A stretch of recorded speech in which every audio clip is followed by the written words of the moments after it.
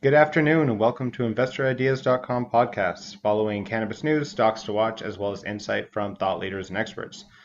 Today we have a special interview with Montel Williams regarding his company Lenity and their recent agreement with Cura to create a line of hemp and cannabis-derived cannabis oil.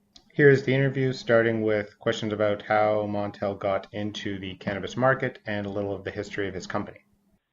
Sure. I mean, I think I would back up a little bit though first, as I don't know if you know a lot about my involvement in this space, but I've been working in cannabis for now 18 years. I'm probably one of the only people that's been in this business so long before it became vogue, before it became the green rush. I literally have been working on legislation around the country for the last 18 years. I think 19 of the 36 states that have some sort of cannabis laws, I've been involved with.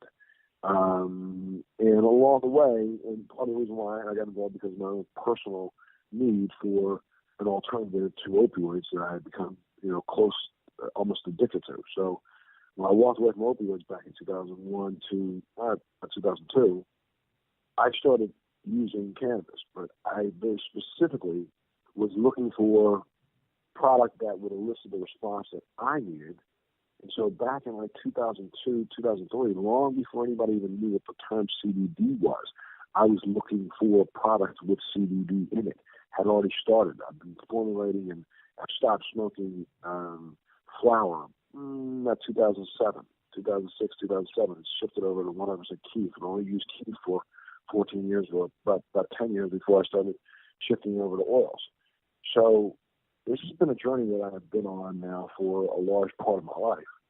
And in the last 5 years, I kept searching for product that would meet my need and could not find any of it anywhere. And so that's part of the reason why, which I don't say you can't get somebody else to do it for you and do it yourself. And I decided to start looking into getting this done myself. And as I ventured out into the space, there's a lot of people out here, but not a lot of people who have the same philosophy that I have. And it's taken me a while, but we were searching out. We were able to find Cure, and when we met synergistically, it was almost like a marriage made in heaven. Part of the reason why is because we're on the same page. Have been looking again since I only use kief products for like the last 10 years, trying to find the highest concentrations of cannabinoid oils that I can. I started looking at cannabinoids and understanding that the differences in some of the responses that you can get from particular cannabinoids. I needed to find a formulation that worked for me. So about 5 years ago, I kind of stumbled upon something. I found what started working for me, and I started refining it, and now I've been able to find somebody that can actually replicate it. So that's part of the reason why I'm working with Cura, because they literally understand the philosophy that I have and are on the same page with me, trying to ensure that we provide a broad spectrum cannabinoid product in the THC world, but then also a product for those who can't or don't want to in states where people can't consume THC. And so we come up with a broad spectrum kind of a product in our CBD line. When I say about broad spectrum, is that we've mixed in and added in terpenes and other things to help to elicit additional response from that CBD itself. And that's why we launched that. Now we are launching our THC line also in the states that we can legally distribute. And we're starting with Oregon, and we'll be moving out really quickly across the summer to a couple of states. And the goal is to try to make sure that people out there are people out there who are looking at cannabis the way I do, and that is because we're trying to utilize it in our health and wellness regimen as one of those tools in our arsenal. And I'm formulating a product I think that patients out there can understand. It's for patients, by a patient. So this is exactly what I've been using. Every single batch that we make, I actually test and how to formulate, and actually am a participant in every level of the formulation of this product. That's So awesome. I'm so excited that we were able to launch yesterday for our CBD product, and though we're not, we have wide distribution, and we're working to get it as wide as we possibly can. So I guess I'll go somewhat into the legalization just because it's something I wanted to ask about, and you are such a big advocate and part of that whole system that's been going on. So just as far as you're obviously based in the States right now, with Canada making it legal for recreational use this year, do you think that that's going to be maybe the tipping point for a lot of other countries and a lot of even the states to just go that extra step? There's going to be a lot. I think this is a 5 to 10 year process around the world, and even in the United States. I don't think this is something that's going to happen very quickly. I am actually right now working with some legislators in a couple of other countries, one of which I'm getting ready to take our brand into, hopefully within the next five months. So there are other countries that are coming online within the next 3 to 4 months. There are several other countries that have already now established a medical brand. You know, in Spain, I think now, Spain, no, it's not Spain, Portugal. Portugal, all drugs are legal. Spain, I think cannabis is now in this nebulous, weird category, kind of legal, not legal. It's medical, but not medical. New Zealand has a medical program. I think,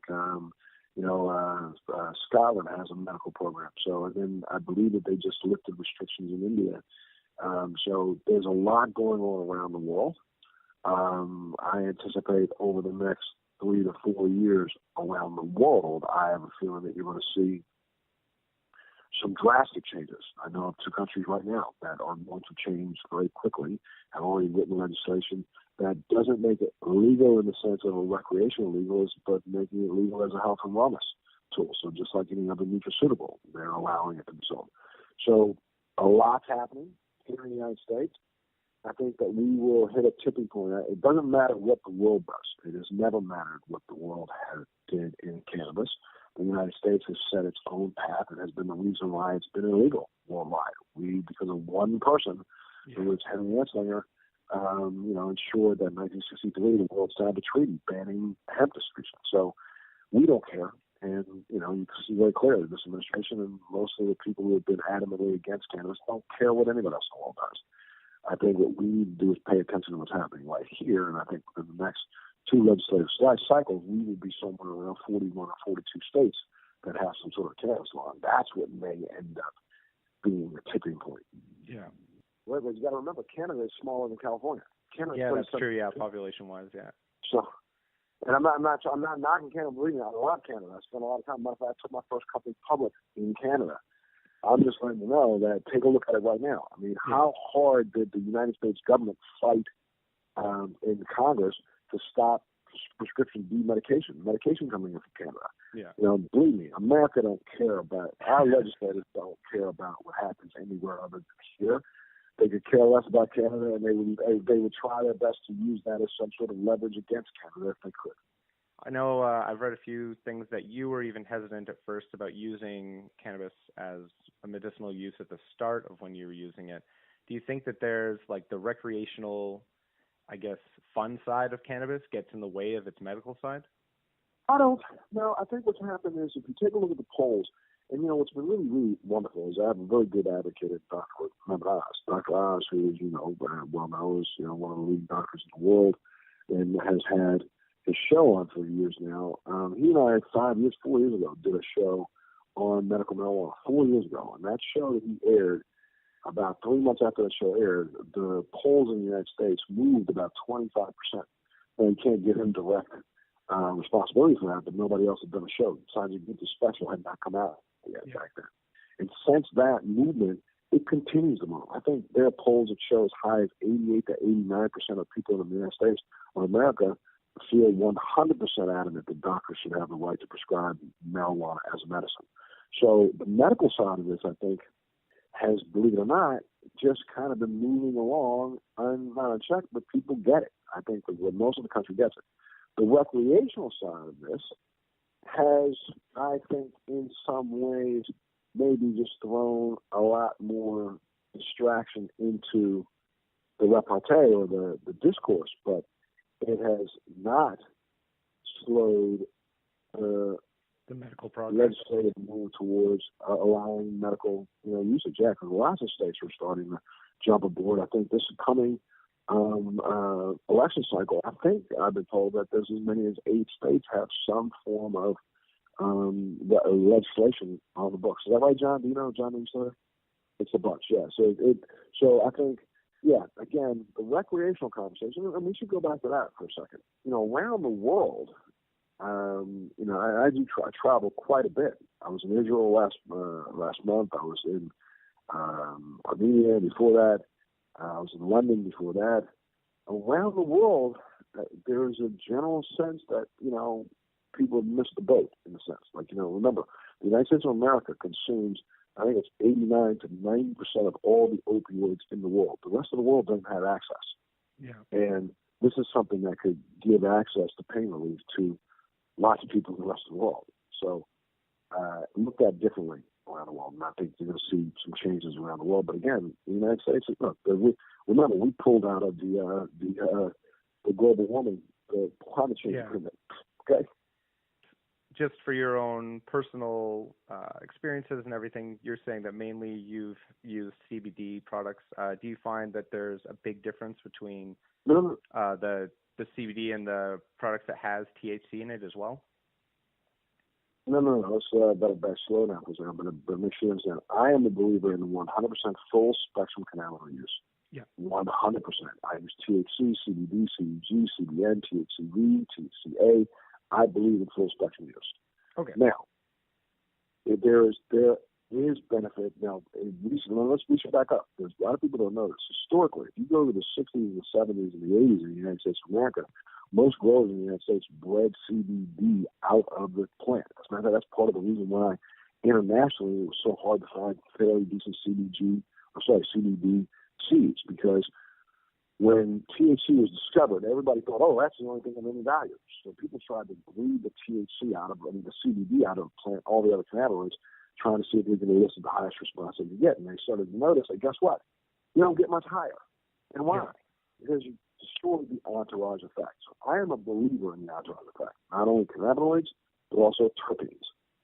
I've developed a CBD product because in the United States, the argument between THC and CBD is so strong that there's several states that you cannot have any THC at all. So it's more legislative. People should not be, people shouldn't be, not allowed to experience at least some portion of the plant's benefits. So I formulated a CBD product that does still have the same, anecdotal characters that most people have already written about.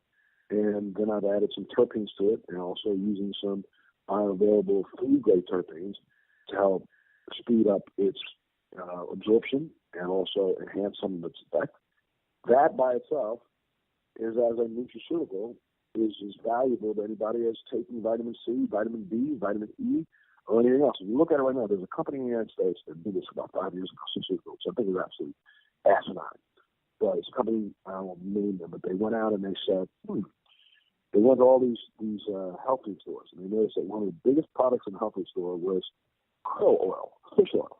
Yeah. So what did? They took fish oil and ran it through a pharmaceutical process and did a double-blind study and said, yeah, that fish oil works. Now, that fish oil that's being sold as a prescription, under prescription medication, created $1 billion company. Yeah. But that fish oil is no better than that fish oil that's in Red or anybody else in GNC or vitamin shop. Yeah, exactly. It's fish oil. Okay? So, but we also understand that there's some value to fish oil.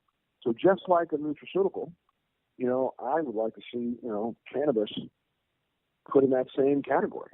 It's a nutraceutical, and CBD is just that same thing. So I should be able to, because I wanted to create a product that people could use on a daily basis, like a vitamin, and part of a health and wellness regimen. Because you also do know that, cannabinoids do excite the endocannabinoid system, which is part of our physical makeup. So, just like vitamin C goes in the body, echinacea, zinc, CBD should be part of your daily regimen. Yeah. So with the states legalizing, or any area starting to move the legislation towards allowing this product, are you worried about sort of the collapse of that fringe element that is sort of what's running the cannabis industry right now, especially in the States? People like yourself are a good example, where there's a lot of passion and commitment to the product involved. That's a lot of the companies that are out there are very committed and very passionate, because they have to be to go through so much legal tape. What's that changing? Are you worried that it's going to sort of go back to the big pharma problem that you find in most other medicines? I'm hoping that, I plan on being in this for a while. I'm not here to step aside just because, G&G or somebody else decides to step in. I mean, let's go back for a second. You think about this when we looked at prohibition in the United States. Yeah. That was what, almost 100 years ago. Yeah. So we looked at prohibition. Well, guess what? 5 years ago, across the country, they just started licensing moonshine makers. And what do I mean by that? For 100 years, moonshine was made, sold throughout the entire South. I'm right now in Jackson, Tennessee. Every once in a while, a truck will pull up at my in-laws' house every couple of months, and the guy pulls up there with like 5 or 6 bottles of pre-ordered, like lightning. Okay? Yeah. The industry's been there. Now this guy is getting ready to get himself a license and be able to sell it at Walmart. Not Walmart, but at one of the grocery stores that sells liquor. Yeah. See what I mean? So what I'm saying is that I don't care if the pharmaceutical industry jumps in, as long as there is a nutraceutical version of this or a non-pharmaceutical version of this. I think that it'll be a burgeoning industry for the next 20, 30 years. And I honestly think that for the next 10 to 15 years, it'll take them that long to figure this out. And those of us like myself that are out here trying our best to blaze a trail, I think we'll be continuing to blaze a trail 15 years from now. Do you think that there's going to be other sort of that marijuana almost will be the gateway drug in an ironic sense, but that it will open up the doors for other nutraceuticals and other sort of drugs that people have looked at that they're now going to maybe be legalized, or people will sort of start using those benefits? I think there was psilocybin. There's a couple of drugs that are out there that have been around now. We also do know that, peyote, some of the drugs that are the active ingredients of mushrooms have now been used in psychiatric treatments. There's a lot of drugs out there that are there that may start to make their way into the pipeline, but I think they will make their way into the pipeline utilizing the same pipeline that cannabis is using now, not the one of 20 years ago. I do not see heroin all of a sudden being used by people and being sold in corner streets. No. I don't see the LSD the same way. No. But I do see those drugs that we think have some form of additional value. Yeah, I was more mainly thinking of mushrooms in that sense, because I know that that's...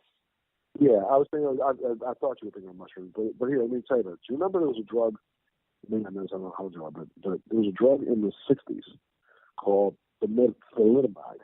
Thalidomide caused one of the biggest outbreaks of birth defect in the history of mankind. They created this drug to give to women for morning sickness and for other pregnancy-related ailments. And what they ended up finding out is that this drug caused just some of the most horrific birth defects. They stopped it back in the 60s. Yeah. Now, do you know that drug right now is being used in one of the frontline drugs? I cannot remember which illness is being used for, but they now realize, holy moly, we condemned an entire drug because of one thing, but when we find out that this drug has such huge benefits for something else.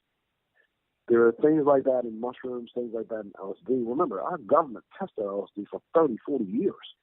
Yeah. Using it. There's the a lot research is there, right? Yeah. Correct. Medication is out there. And some of those, again, as long as I believe it follows the path of a nutraceutical or pharmaceutical. I don't mind government intervention. I believe in some cases it's necessary. Right now, I'm so angered by the fact that there are some people still out here processing marijuana with DHL. Excuse me.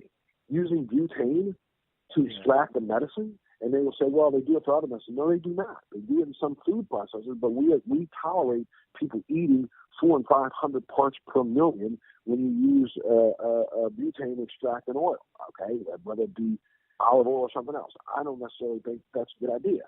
And especially when it comes to something that somebody's going to smoke and put in their lung to go straight to their brain. So I don't mind there being some government intervention and government control. I just don't think the government has a right to outlaw completely. I see. So you're still on board with them sort of keeping their hand on the wheel for the research, but just not actually limiting it. I mean, because unfortunately, if everybody got into business in this country with altruistic intentions, then I'd say you wouldn't need any government control. But we know that's not true. Yeah, exactly. And again, there are people selling crap out here right now. There's marijuana being sold that's got mold on it. I mean, how dare you claim that you got a medicine that you would sell and you don't even test 5 times? So I don't mind some intervention. I just think that intervention should be done.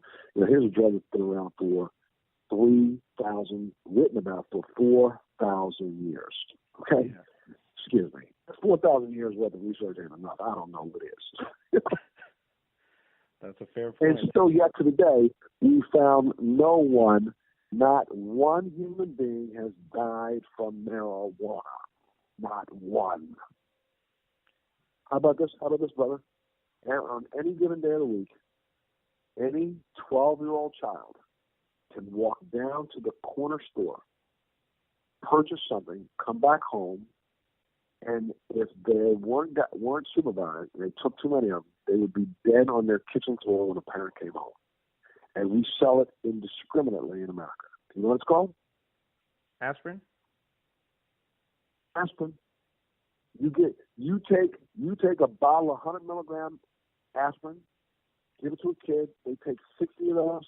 They are dead on the living room floor, bled out. Yeah.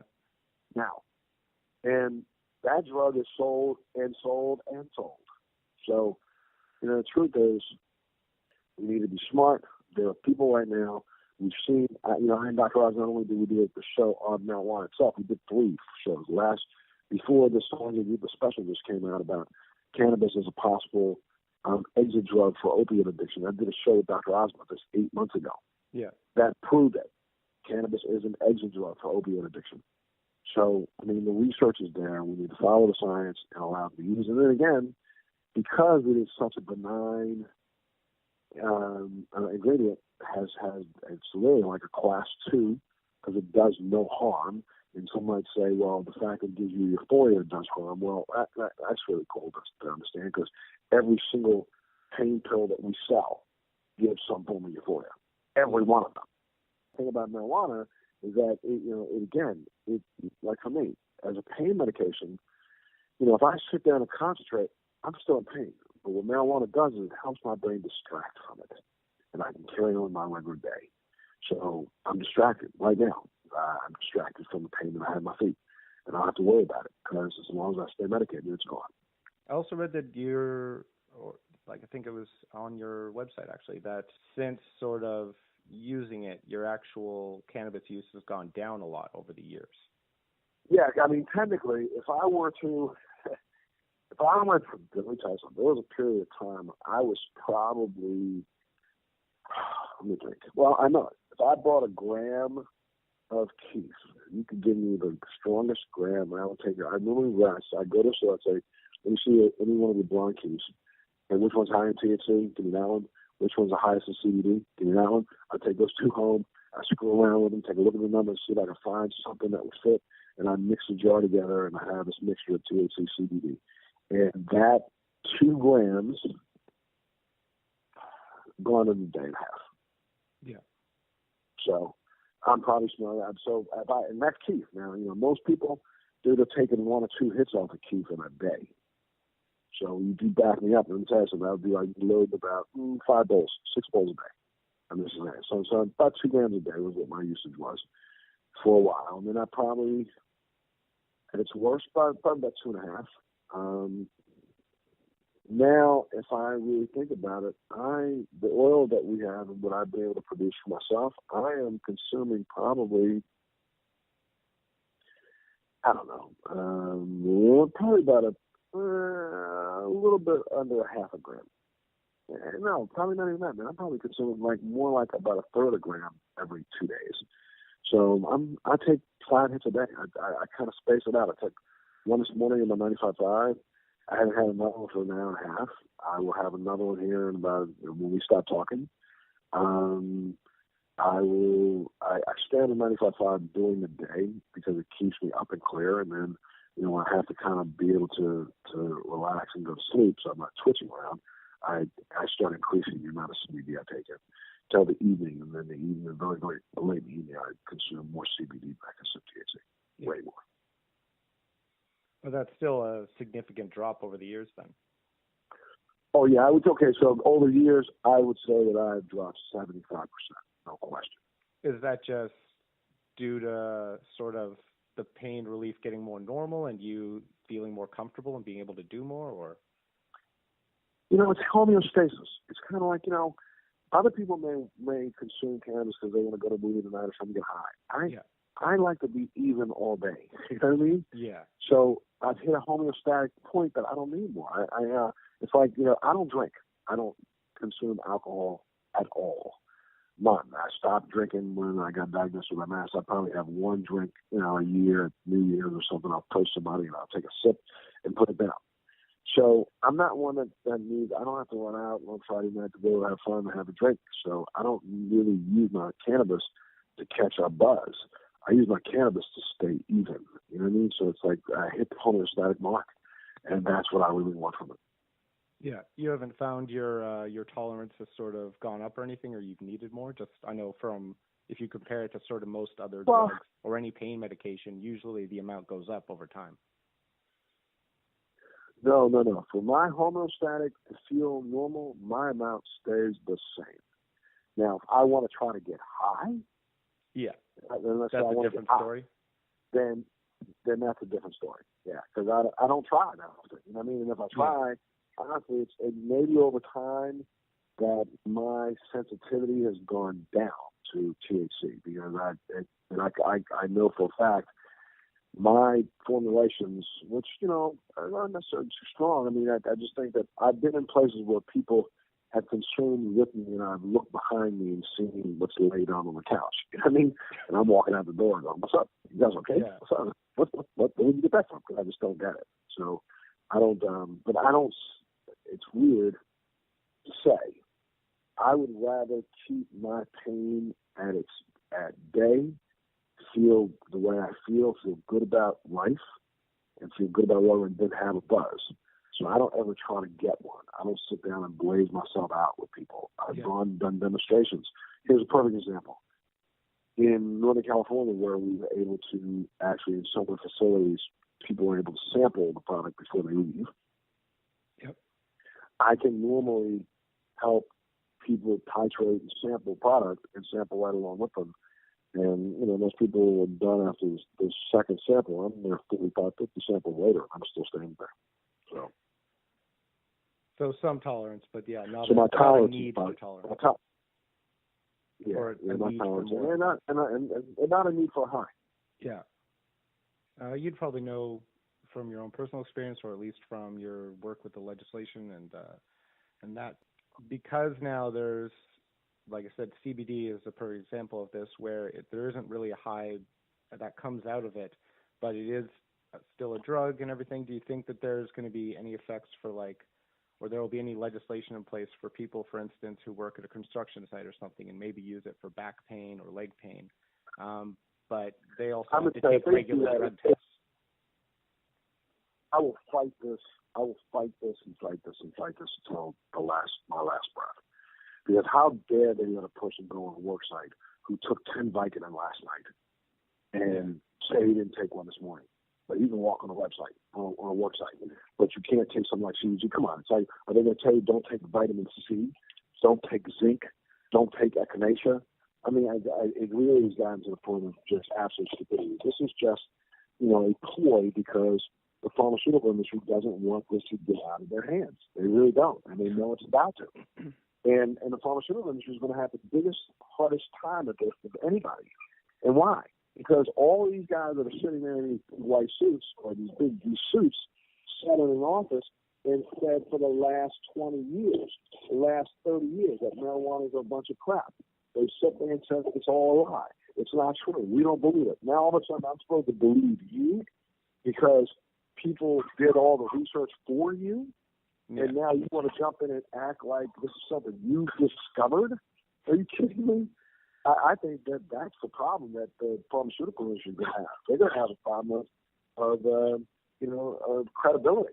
The fact that you said it didn't work, now all of a sudden I'm supposed to believe you because you took somebody else's information, stole it, took it to tested it, and now are claiming that you discovered something. I think that's where the problem is going to be. And that's the reason why there's such difficulty in this. There's a number of politicians who probably have a cousin or aunt and an uncle who are signing on to get licenses is probably going through the roof right now. Oh, yeah.